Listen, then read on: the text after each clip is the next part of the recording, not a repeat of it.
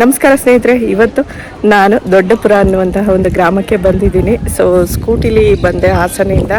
ಈ ಒಂದು ಟೆಂಪಲ್ ನಮ್ಮ ಹಾಸನದಿಂದ ಸುಮಾರು 6 ಕಿಲೋಮೀಟರ್ ದೂರದಲ್ಲಿ ಇದೆ. ಈ ಒಂದು ಊರಿನ ವಿಶೇಷತೆ ಏನು ಅಂತ ಅಂದರೆ, ಇಲ್ಲಿ ಇತಿಹಾಸ ಪ್ರಸಿದ್ಧ ಶ್ರೀ ಉದ್ಭವ ರಾಮೇಶ್ವರ ಪ್ರಸನ್ನ ಅನ್ನುವಂತಹ ಒಂದು ದೇವಸ್ಥಾನ ಇದೆ.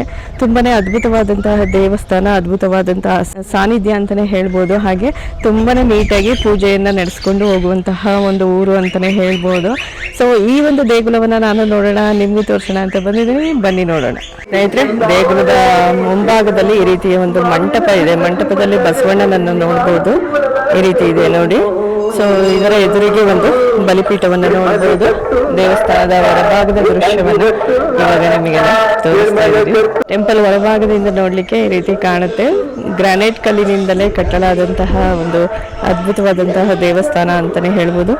ಮುಂದೆ ಒಂದು ನಂದಿ ಸ್ತಂಭವನ್ನು ಸಹ ನೋಡ್ಬೋದು. ಮತ್ತೆ ಜೋಕಾಲೆಗೆ ಗಂಟೆ ಹಾಕ್ಬಿಟ್ಟಿದ್ದಾರೆ ನೋಡಿ, ಆ ಥರದ್ದು ಒಂದು ಕಾಣುತ್ತೆ. ನಾನು ದೇವಸ್ಥಾನದ ಸುತ್ತ ಒಂದು ರೌಂಡು ಹೋಗಿ ಬರ್ತೀನಿ. ಕಲ್ಲಲ್ಲೇ ಎಷ್ಟು ಚೆನ್ನಾಗಿ ಕಟ್ಟಿದ್ದಾರೆ ಅಲ್ವಾ ದೇವಸ್ಥಾನವನ್ನು.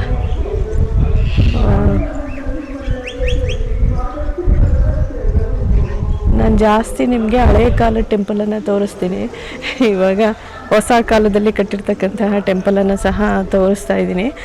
ಇದು ತೇರು ಅನಿಸುತ್ತೆ, ಜಾತ್ರೆ ನಡೆಯುತ್ತೆ ಅನಿಸುತ್ತೆ. ಮೇ ಬಿ ಶಿವರಾತ್ರಿ ಹಬ್ಬದಲ್ಲಿ ಏನೋ ಜಾತ್ರೆ ನಡೆಯುತ್ತೇನೋ. ಇಲ್ಲಿ ಅರ್ಚಕರನ್ನ ಕೇಳಿದ್ರೆ ನಿಖರವಾದ ಮಾಹಿತಿ ನಮಗೆ ಗೊತ್ತಾಗುತ್ತೆ.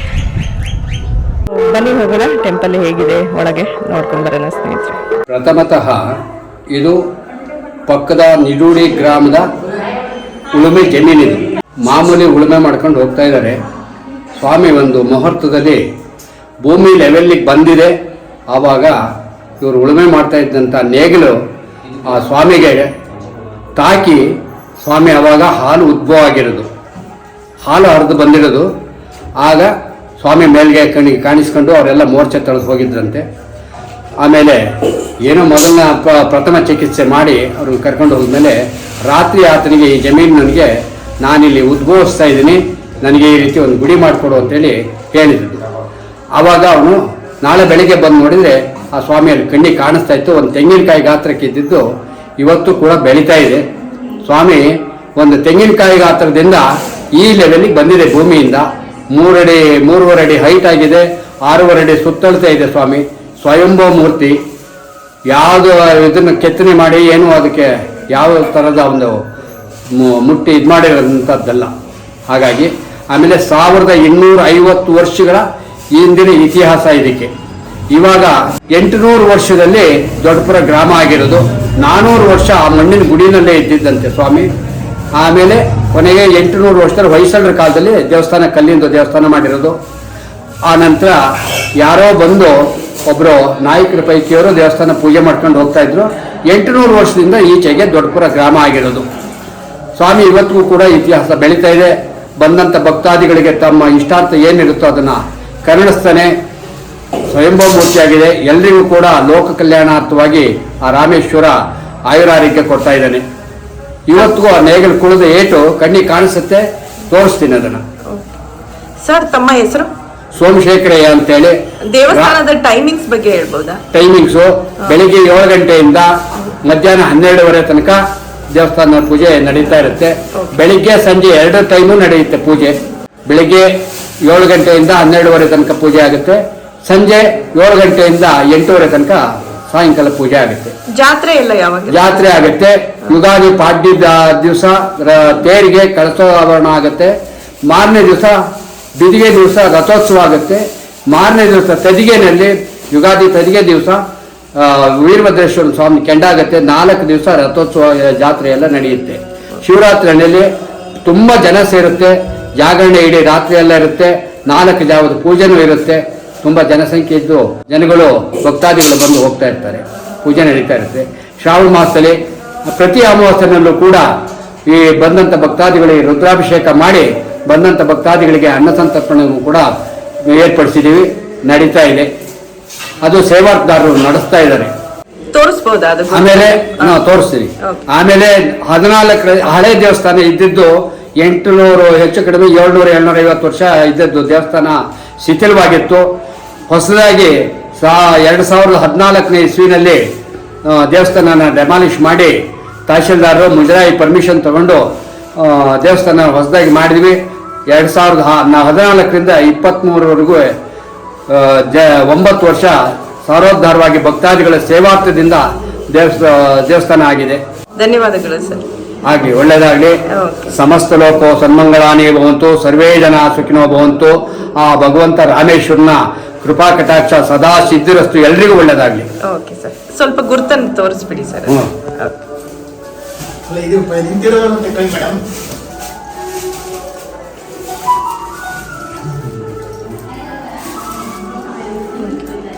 ಅಲ್ಲಿ ಕಾಣ್ತಿದೆ.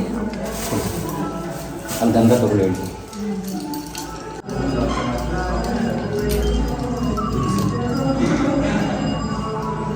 ನನಗೆ ಗೊತ್ತಿದ್ದ ಹಾಗೂ ಕೂಡ 3 ಇಂಚು ಹೈಟ್ ಎತ್ತರವಾಗಿದೆ, 3 ಇಂಚು ಸರ್ಕಮ್ಟೆನ್ಸ್ ಅದೇ ಸುತ್ತಳತೆ 3 ಇಂಚು ಜಾಸ್ತಿ ಆಗಿದೆ ನನಗೆ ಗೊತ್ತಿದ್ದಾಗೆ. ನೀವು ಎಷ್ಟು ವರ್ಷದಿಂದ? ನಾನು 65 ವರ್ಷದಿಂದ ನಾನು ಪೂಜೆ ಮಾಡ್ತಾ ಇದ್ದೀನಿ. 65, ನನಗೀಗ 77 ವರ್ಷ. ಅಲ್ಲಿಂದ ಮುಂಚೆಯಿಂದ 15 ವರ್ಷ ಹುಡುಗನಿಂದಲೂ ನಿಮ್ಮ ಬಾಲ್ಯದಿಂದಲೂ ನೀವು ನಾ ಪೂಜೆ ಮಾಡ್ತಾ ಇದ್ದೀನಿ. ನಮ್ಮ ತಂದೆಯವ್ರ ಜೊತೆ ಇದ್ರು. ತಂದೆಯವರ ಹೆಸರು ಹೇಳ್ಬೋದಾ? ನಮ್ಮ ತಂದೆಯವರ ಹೆಸರು ವೇದಮೂರ್ತಿ ಗುರುವಯ್ಯನವರು ಅಂತ ಹೇಳಿ. ವಂಶಪಾರಂಪರ್ಯವಾಗಿ ನಾವು ದೇವಸ್ಥಾನ ಪೂಜೆ ನಡೆಸ್ಕೊಂಡು ಬರ್ತಾ ಇದ್ದೀವಿ. ಕಾಣ್ತಿದೆ. ಹೇಳ್ಬಿಡಿ ಸರ್. ಹಂಗೆ ಅದು ತಲೆ ಮೇಲೆ ಹೋಗಿದ್ದು ಗೆರೆ ಅಂದ್ರೆ ಸ್ವಾಮಿ ತೆಂಗಿನಕಾಯಿ ಗಾತ್ರ ಇದ್ದಿದ್ದು. ಆವಾಗ ನೇಗಿಲು ಕೊಡೋದು ಏಟದು ತಲೆ ಮೇಲೆ ಹೋದ ತಕ್ಷಣ ಸ್ಲಿಪ್ ಆಗಿ ಈ ರೀತಿ ಬಂದಿರೋದು. ಇಲ್ಲಿವರೆಗೂ ಇದೆ ಮೇಡಮ್ ಅದು. ಆ ಕಡೆ ಪಕ್ಕ ಇಲ್ಲಿ ಈ ಸರೌಂಡಿಂಗ್ ಇದೆ. ಅಂದ್ರೆ ಸ್ವಾಮಿ ಮೇಲೆ ಬಂದಾಗ ಆ ಗೆರೆ ಕೆಳಗಡೆ ಹೋಗ್ತಾ ಇದೆ. ಇತಿಹಾಸದಲ್ಲಿ ಒಂದು ಕಾಲಜ್ಞಾನ ಪ್ರಕಾರ ಏನ್ ಹೇಳ್ತಾರೆ ಅಂದ್ರೆ, ಅದು ಭೂಮಿ ಸ್ಪರ್ಶವಾದಾಗ ಈ ಕೊನೆ ಆಕೆ ಇರುತ್ತೆ ಹೇಳಿ ಕಲಿಯುಗ ಅಂತ ಹೇಳ್ತಾರೆ. ವರ್ಷ ಒಂದು ಭತ್ತದ ಕಾಳಷ್ಟು ಇದಾಗ್ತಾ ಇದೆ, ಕೆಳಗೆ ಸರಿತಾ ಇದೆ. ಸ್ವಾಮಿ ಮೇಲ್ ಬರ್ತಾ ಇದೆ. ಧನ್ಯವಾದಗಳು ಸರ್. ಒಳ್ಳೆಯದಾಗಿ.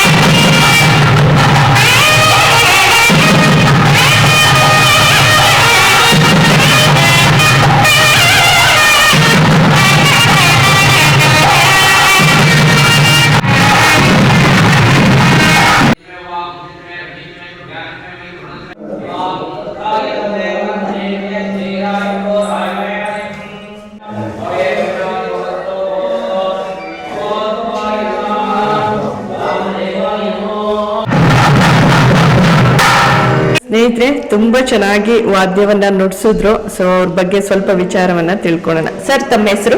ಪ್ರಭಾಕರ್ ಅಂತ. ಓಕೆ, ತಾವು ಯಾವ ಊರವರು? ಹಾಸನ. ಅವರ ಹೆಸರು?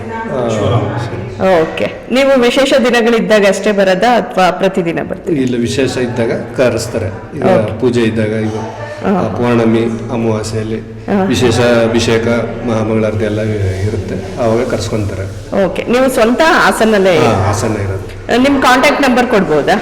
ಖಂಡಿತ ಕೊಡಿ. ಯಾವುದೇ ಕಾರ್ಯಕ್ರಮ ಇದ್ರು, ದೇವರ ಕಾರ್ಯಕ್ರಮ ಎಲ್ಲ, ಶುಭ ಕಾರ್ಯಗಳಿಗೆಲ್ಲ ಹೋಗ್ತೀವಿ. ಹೇಳಿ ಸರ್, ಹಂಗೆ ಫೋನ್ ನಂಬರ್ ಹೇಳಿ.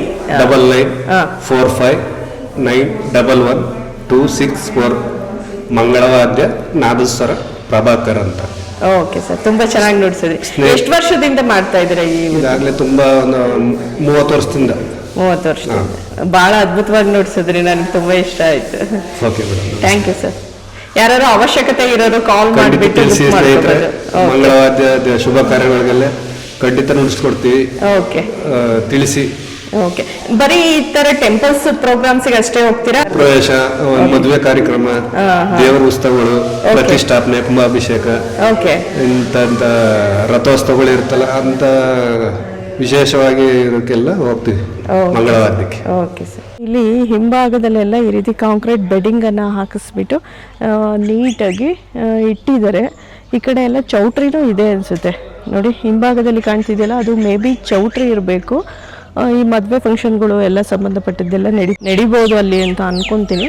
ದೊಡ್ಡಪುರ ಗ್ರಾಮದಿಂದ ಯಾರಾದರೂ ಈ ವಿಡಿಯೋ ನೋಡಿದ್ರೆ ದಯವಿಟ್ಟು ಕಮೆಂಟ್ ಸೆಕ್ಷನಲ್ಲಿ ತಿಳಿಸೋದನ್ನ ಮರಿಬೇಡಿ.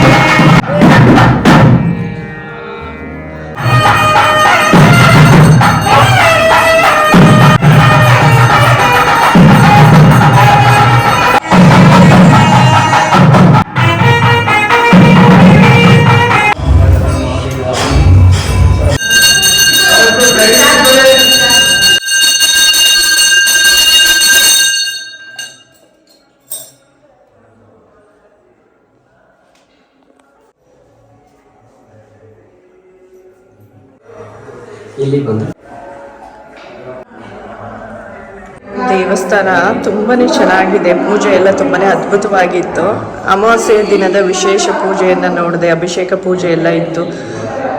ತುಂಬಾನೇ ನೀಟಾಗಿ ಕೂಡ ಪೂಜೆಯನ್ನ ಮಾಡಿದ್ರು ಸ್ನೇಹಿತರೆ. ತುಂಬಾನೇ ಅದ್ಭುತವಾಗಿತ್ತು ಪೂಜೆ ನೋಡೋದಕ್ಕೆ.